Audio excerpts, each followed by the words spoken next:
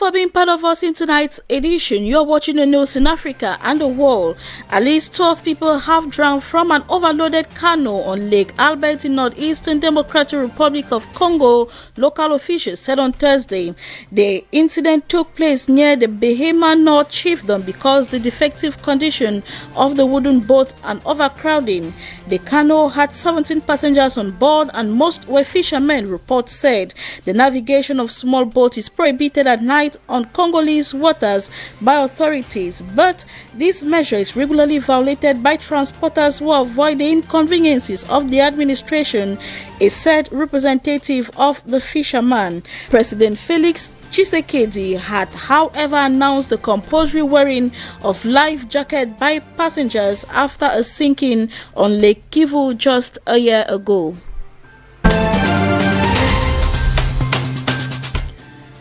A regional bloc of West African countries, ECOWAS, has recognized Umaru Sissoco Embalo as the winner of Guinea-Bissau's presidential election after months of dispute over the result.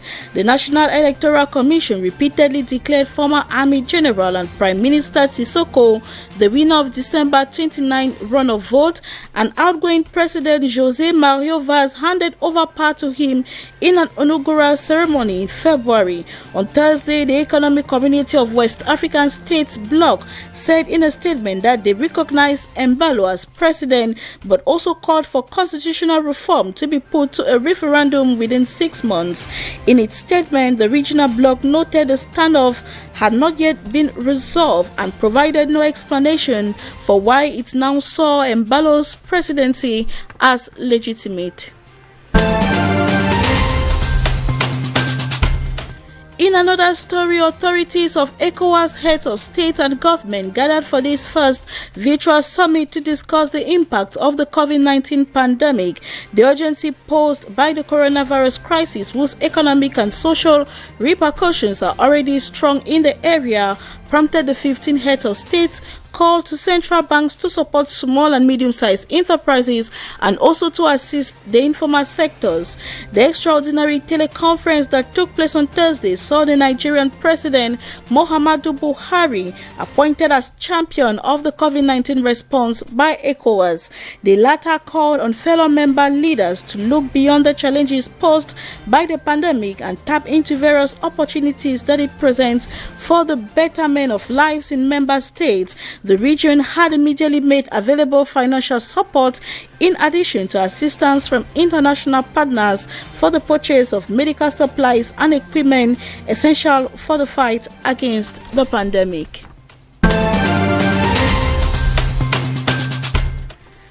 Saudi Arabia, home to Islam's holiest shrines, officially announced that the holy fasting month of Ramadan begins today, Friday, as Muslims worldwide face an unprecedented restrictions to counter coronavirus. From Bamako to Baghdad, Muslims have traditionally broken the day's fast during Ramadan with a shared meal, but in the age of social distancing and tight restrictions, many of the communal rituals will not be observed this year. King Salman of Saudi Arabia said he is saddened that Muslims cannot pray at mosque because of the COVID-19 restrictions. It is a month of prayers during which Muslims traditionally converge in a large number at most to break the fast in the evening, but due to the coronavirus, almost all Muslim majority countries have closed mosques and asked people to pray at home, in addition to imposing curfews to limit the spread of the deadly virus.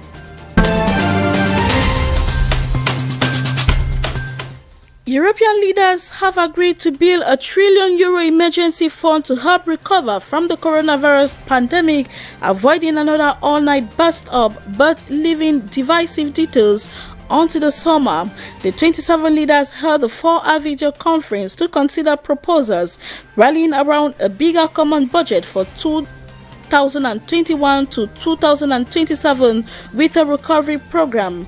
French President Emmanuel Macron said differences continued between EU governments over whether the fund should be transferring grant money or simply making loans. Europe is facing a severe economic shock from the spread of COVID-19, the respiratory disease caused by the new coronavirus, which has also led to border closures across the bloc and left member states fighting over medical supplies.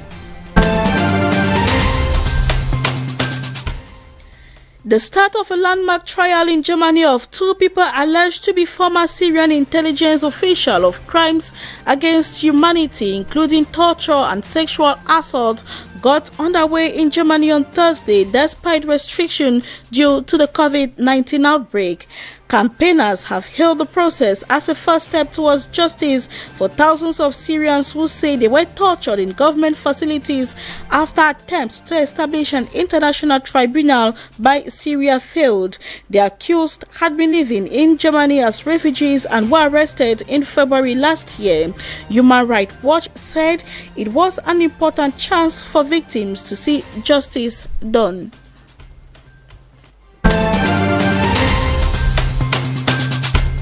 Over to Israel, the United Nations and the European Union have warned Israel not to annex part of the occupied West Bank. The UN Special Middle East Envoy said that such a move would be a devastating blow to the internationally backed two-state solution to the Israeli-Palestinian conflict. Earlier this week, Israeli Prime Minister Benjamin Netanyahu and his main rival Benny Gantz signed a coalition agreement that includes a clause to advance plans to annex part of the West Bank, including Israeli settlements, starting on July 1. Several other European states, including the UK, Germany, and France, have joined their voices to warn Israel annexing parts of the occupied West Bank. That was it for today. Thank you very much for your kind and keen attention. Do not go away. Keep watching TBS television until we meet. Do take care and do have a blessed weekend.